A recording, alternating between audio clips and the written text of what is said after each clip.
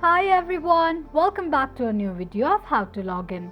Today in this video, I'm going to show you how you can delete your MyDoge Wallet's account. Keep watching the video till the end. To delete your MyDoge Wallet, firstly open up your MyDoge application. The home page of MyDoge application will appear on the screen. Click on Profile icon at the top right corner of the screen. From the options displayed, tap on Settings and Support. On the next page, tap on Manage Wallet. Now tap on Delete Wallet. If you want to delete your MyDoge Wallet permanently, slide the slider to the right side and click on I understand continue option. Type in delete to erase your wallet and profile data. After you are done typing, tap on Delete My Wallet button. This is how you can delete your MyDoge Wallet quickly and easily just in few steps.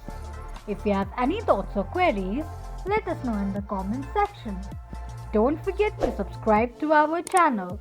Also press the notification bell icon so that YouTube will notify you whenever we post a new video. I hope this video was helpful to you. Thank you so much for watching.